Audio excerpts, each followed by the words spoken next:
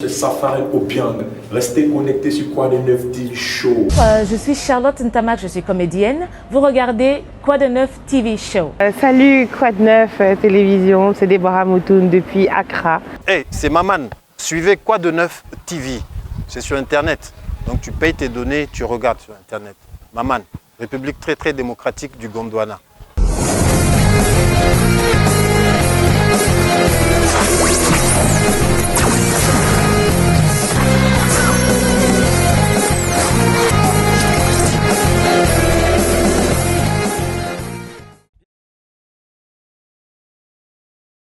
Je suis né en France.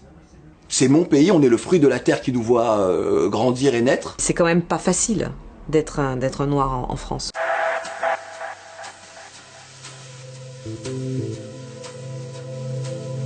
Donnez la parole au peuple noir, laissez entrer les peuples noirs sur la grande chaîne de l'histoire.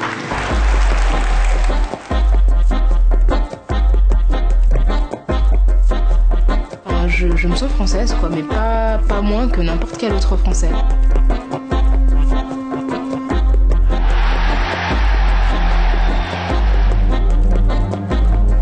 Moi, ma génération, par exemple, nous avons eu ce que j'appellerais une espèce de rattrapage narcissique.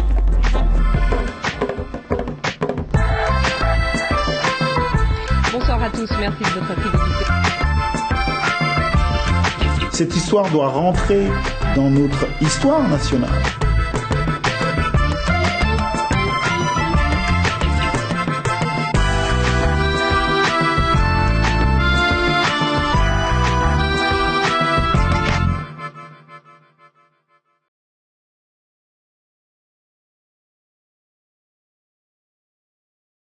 Bienvenue sur Quoi de Neuf TV International, l'émission conçue et réalisée pour vous les francophones vivant ici sur la terre ghanéenne.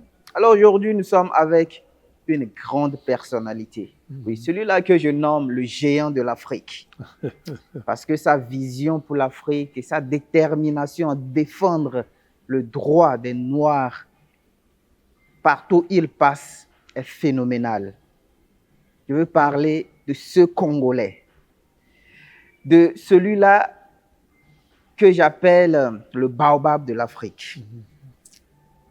Je veux bien sûr parler de M. Alain Mabanko. Bienvenue sur notre chaîne. Mais merci vraiment de me recevoir ici. C'est la première fois que je viens au Ghana. Ok, comment vous trouvez déjà Ghana?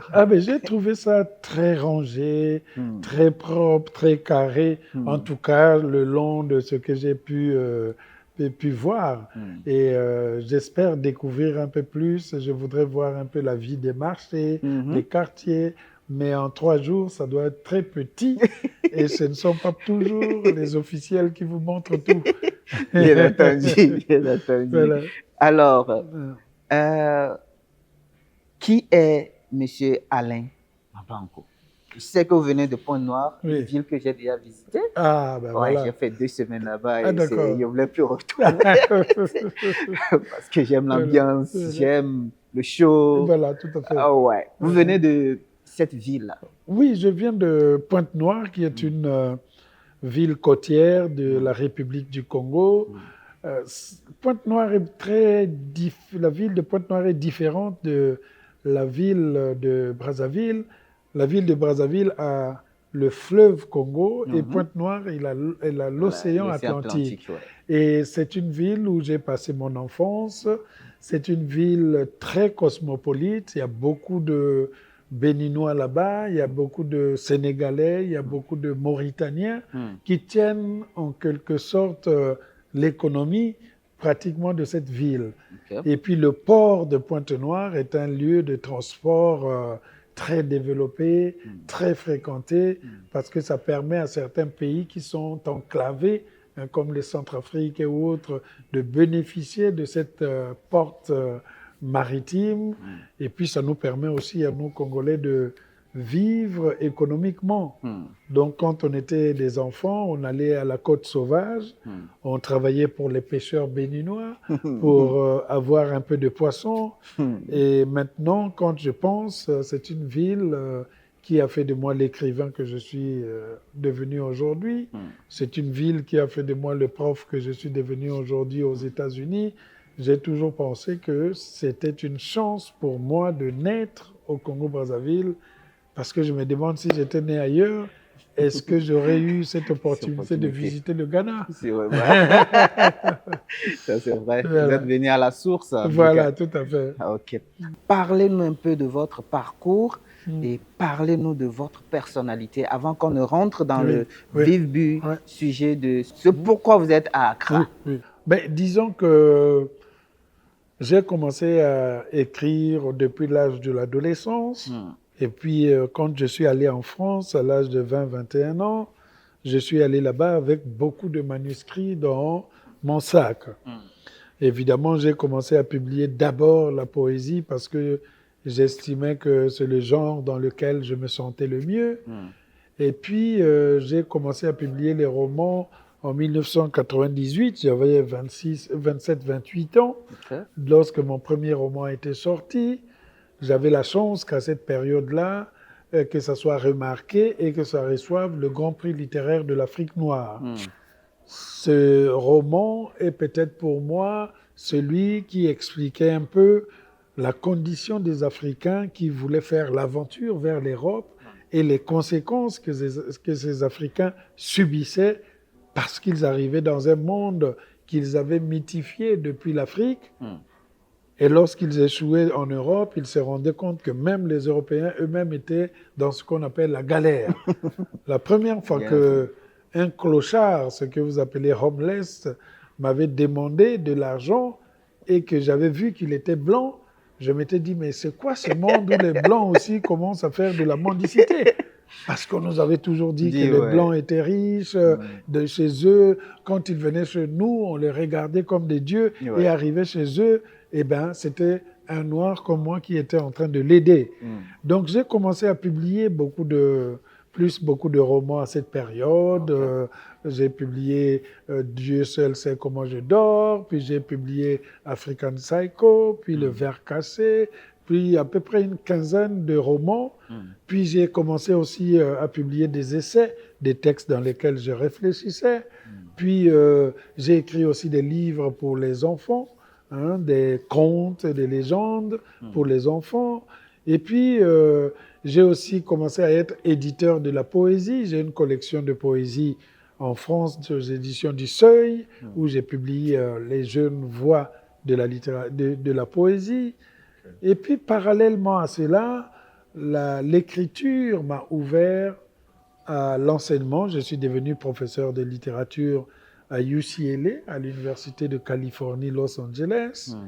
Et le pic, peut-être que je pourrais dire, ce qui m'avait vraiment fait connaître en France, c'est le roman Ver cassé, qui à l'époque s'était vendu à plus de 70 000 exemplaires. Puis l'année où j'avais reçu les prix Renaudot, c'était encore une grande visibilité puisque pratiquement tout l'espace francophone prenait connaissance de mes livres.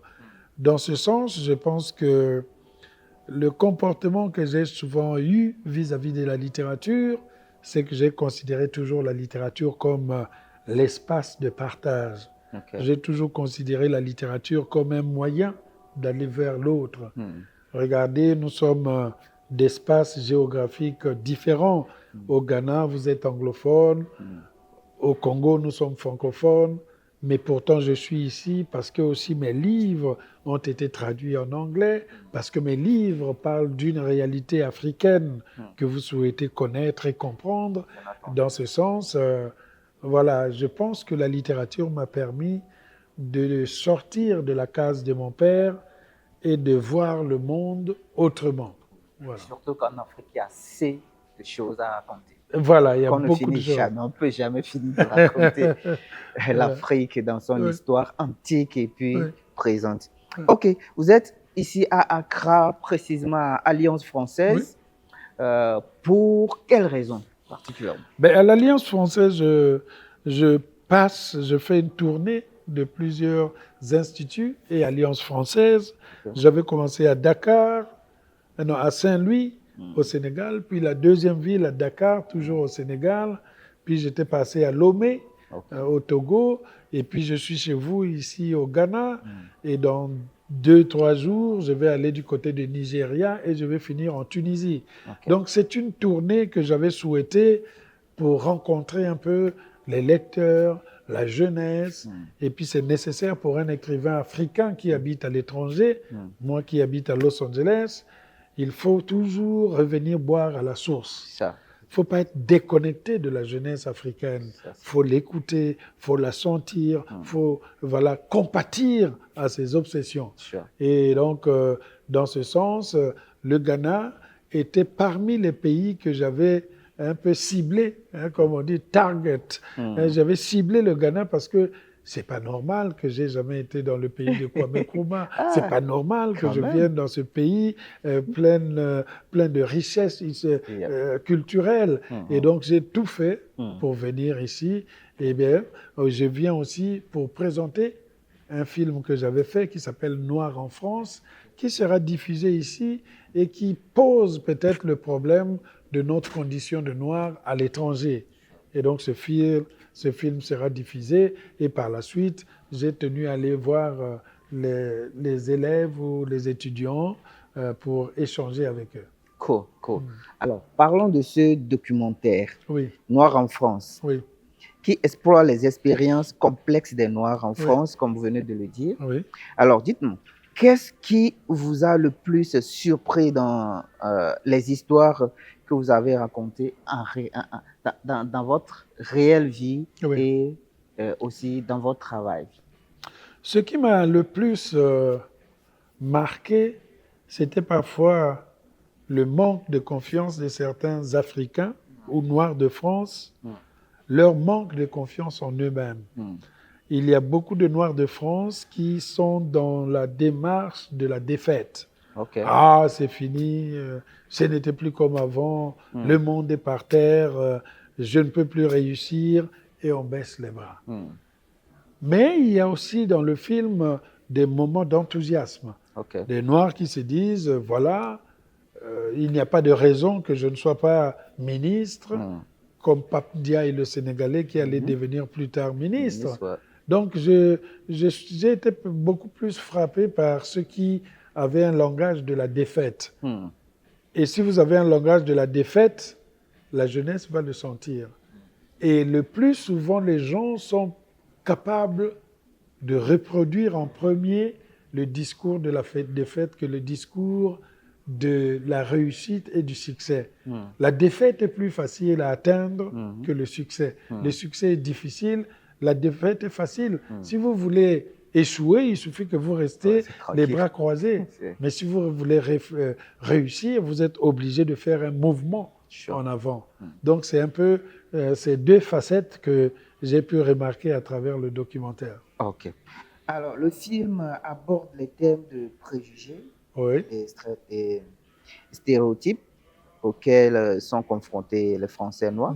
Alors, comment vous voyez ces expériences se refléter dans votre propre vie, à vous? Mais je pense que l'expérience malheureuse que peut subir un noir rejaillit sur tous les noirs. Un blanc peut faire un problème, on va dire c'est un blanc qui l'a fait. Il subit de manière individuelle. Mais c'est seulement les Noirs qui ont le sens, peut-être, qui ont la malchance de toujours être responsables de ce qui est négatif et de ne pas bénéficier de ce qui est positif. Quand c'est un Noir fait des choses extraordinaires, le monde entier le récupère, le continent ne peut pas l'attraper, c'est fini. Ah, ce Noir a traversé la Lune, mais c'est grâce à la NASA. Ah, ce Noir a réussi, c'est grâce à la France. Mais ce Noir, il a tué 4 personnes, c'est à cause des Africains. Ce Noir, il a volé, c'est à cause des Africains. Donc, on a toujours tendance à coller aux Africains la déchéance ou l'échec. Tandis que la réussite d'un Africain a toujours été reçu par les anciens colons. Peut-être c'est ce changement qu'il faut faire. Il faut faire des actions qui puissent bénéficier aux Africains. Et ces actions pour bénéficier aux Africains doivent se faire à partir de l'Afrique. Alors, le documentaire met en lumière l'espoir de la fierté de la communauté noire en France. Pouvez-vous partager quelques histoires du film illustrées de cette résilience? Ben, je pense qu'il y a par exemple des personnages comme Cathy, une jeune noire d'origine haïtienne qui avait été adoptée par des parents blancs. Et cette jeune fille, depuis son enfance, elle voulait être dans le ballet pour faire la danse classique européenne. Mais la couleur de la peau qu'il avait ne correspondait pas au canon du répertoire, au répertoire des ballets ou de la musique classique. Et donc, elle s'est battue comme elle pouvait pour faire cela, pour jouer, mais ça n'avait toujours pas marché. Et c'était émouvant de l'entendre nous exposer sa situation. Il y a encore d'autres personnages. Par exemple, je pense Yannick Noah, qui est tennisman. On croyait toujours qu'il avait réussi à avoir le prix de Roland Garros, le premier français.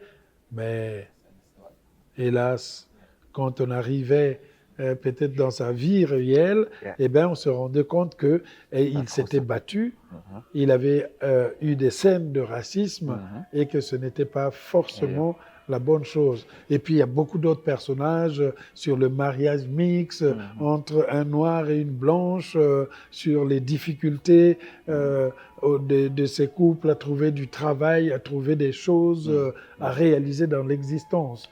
Ce film reflète au fond la vie réelle des personnages africains.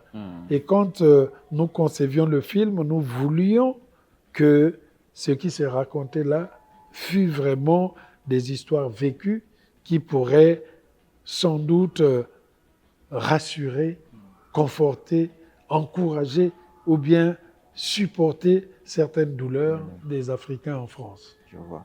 Alors, votre roman Black Bazar explore les thèmes de l'identité, du déplacement. Alors, comment est-ce que ces thèmes sont liés aux expériences décrites dans Noir en France?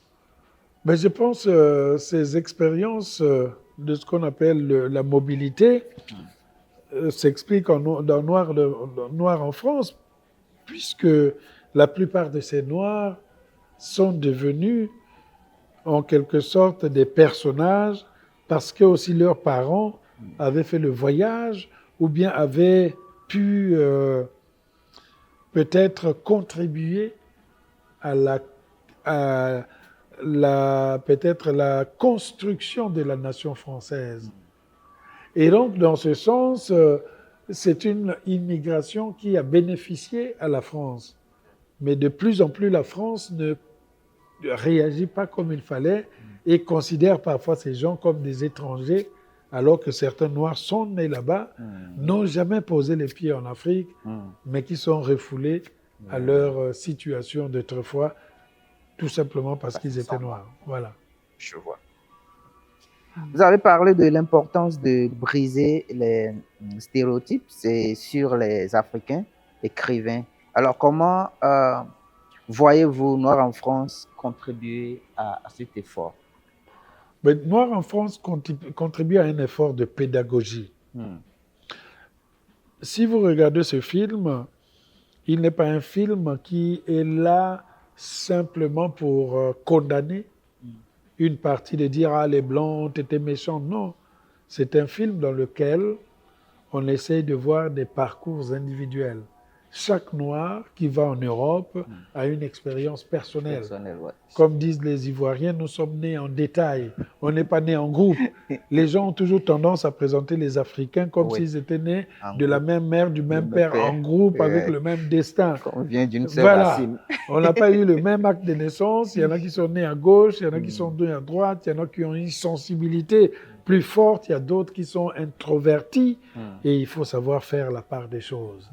Et donc, ce film est un rendez-vous pour dire que, au lieu de passer du temps à pleurer, il faut rechercher les éléments qui peuvent faire de vous des hommes actifs, des hommes qui prouvent que leur existence est à construire tous les jours dans le présent tout en s'inspirant dans le passé, mais en regardant quand même avec attention l'avenir. Ok. Voilà. Alors, dans votre récent livre Lettre à un jeune romancier sénégalais, Oui. vous prodiguez des conseils aux écrivains en herbe.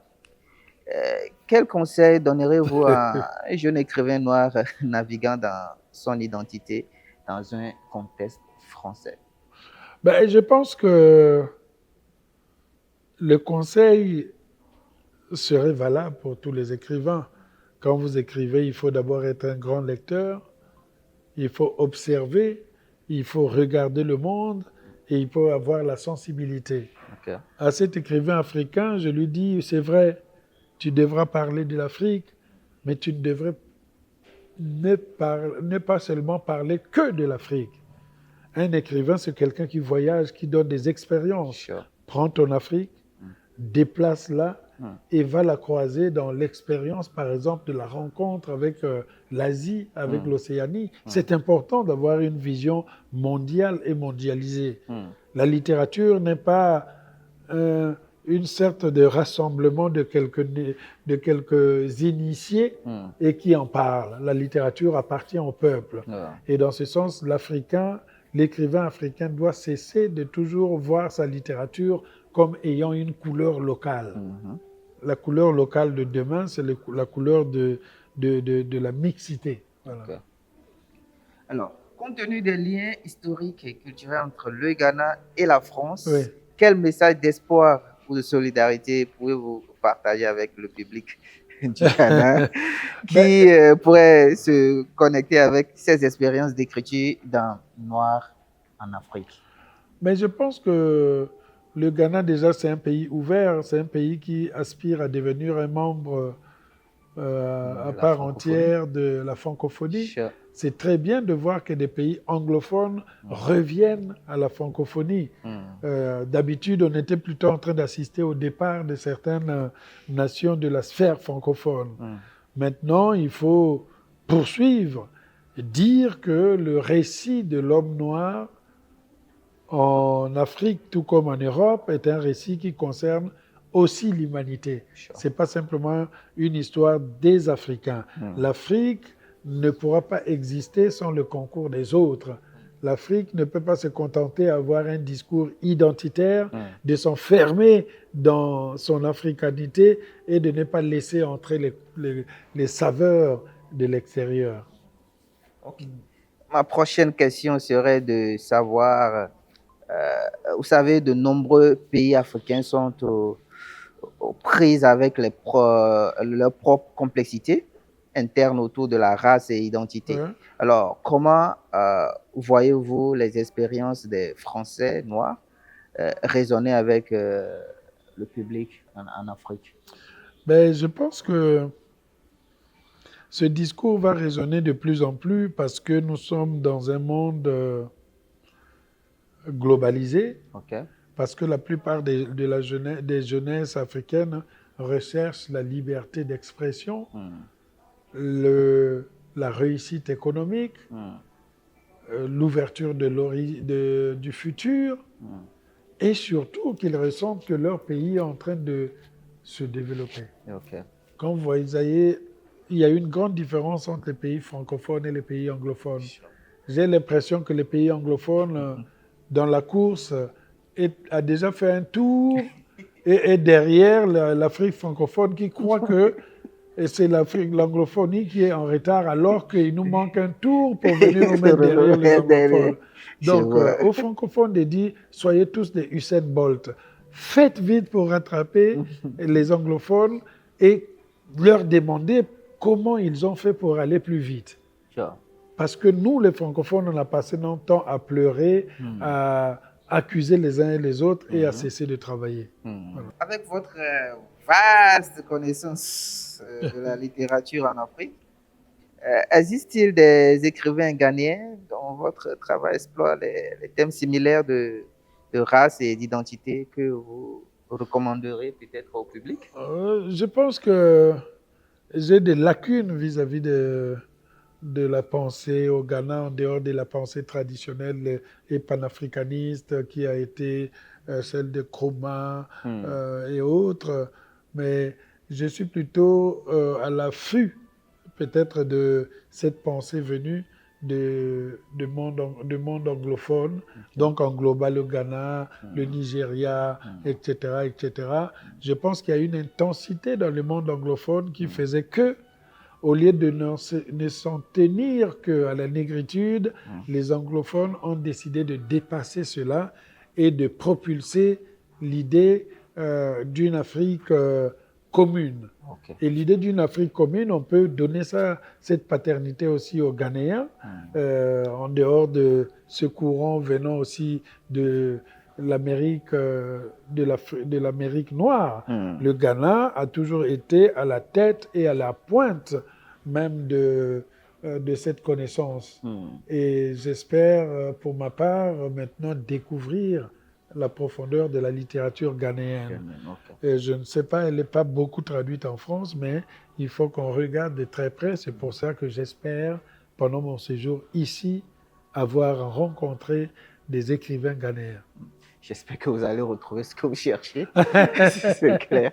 Je suis optimiste. Sure. Ce serait ma dernière question pour vous.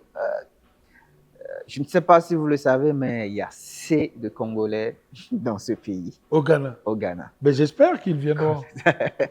J'espère bien. Il y a une association, l'association de la communauté congolaise au Ghana qui m'a écrit. Okay. Donc j'espère qu'elle sera là pour voir leur grand frère. Certainement. Voilà. Parce qu'ils aiment bien célébrer leur grand frère. Voilà. Ouais. En tout cas, ils sont bien représentés ici au Ghana. Alors, quel message vous avez pour eux et pour les francophones en général vivant ici à Accra? Pour les Congolais, les francophones qui vivent ici, voilà, quels que soient les problèmes que nous avons dans nos pays respectifs, ça fait toujours bien d'être dans un pays qui vous accueille. Le message, c'est aussi de leur dire, essayez de comprendre aussi la culture du Ghana, essayer de comprendre ce pays, essayer d'exalter combien ce pays vous a donné de l'hospitalité, combien ce pays peut-être est pour vous aussi votre pays. Parce qu'à force de rêver toujours d'un retour au pays natal, on finit par oublier de vivre dans le pays dans lequel vous êtes. Chaque acte que vous posez ici, dites-vous que cet acte doit aider au pays hospitalier de pouvoir aussi lui faire plaisir d'avancer. Et puis, apprenez de ce pays ce que vous n'avez pas chez vous. C'est important. Voilà. Apprenez de ce pays ce que vous n'avez pas chez vous. C'est très, très important. C'était là quelques conseils de notre géant, M. Alain, notre baobab africain, cet écrivain qui est reconnu sur le plan international, en France, aux États-Unis, partout. Merci de nous avoir suivis. C'était Quoi de Neuf et à très bientôt.